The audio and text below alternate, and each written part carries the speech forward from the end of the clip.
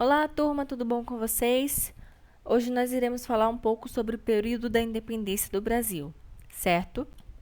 Após o retorno da família real, o Brasil continuou como Reino Unido ao de Portugal por mais de 15 anos. Os políticos portugueses, entretanto, pretendiam transformar o Brasil novamente em uma simples colônia. Durante o período da colônia, governava no Brasil, em nome de Portugal, o príncipe herdeiro Dom Pedro I. Os portugueses, contudo, exigiram o seu retorno a Portugal.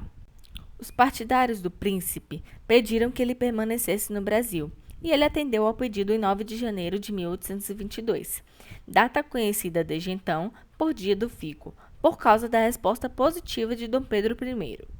Se é para o bem de todos e felicidade geral da nação, estou pronto. Diga ao povo que fico. Nessa época, havia entre os brasileiros uma campanha política para que o Brasil ficasse independente de Portugal, e mesmo Dom Pedro cada vez mais irritava-se com as ordens vindas de lá. No dia 7 de setembro de 1822, o imperador retornava de Santos quando recebeu, enviada pela imperatriz Leopoldina, sua esposa, a notícia de que Portugal havia anulado várias de suas medidas em relação ao Brasil.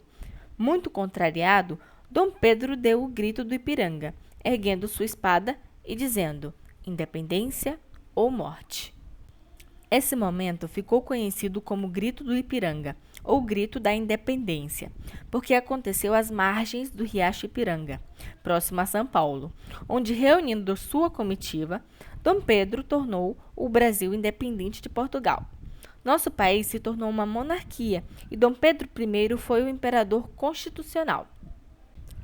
Após a independência do Brasil, Dom Pedro I reinou por 9 anos, mas, em 1831, por conta do falecimento em 1826 de Dom João IV, o seu pai, teve que lutar por seus direitos em relação ao trono português.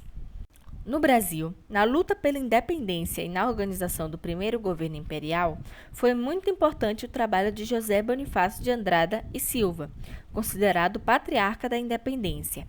Quando Dom Pedro I retornou a Portugal, deixou o Império do Brasil com seu filho, o príncipe regente Dom Pedro de Alcântara, com apenas 5 anos de idade, aos cuidados de José Bonifácio. Tempos depois, Dom Pedro de Alcântara reinou o Brasil com o título de Dom Pedro II. Nós, brasileiros, tivemos, portanto, 2 imperadores entre 1822 e 1889, sendo então Dom Pedro I e Dom Pedro II.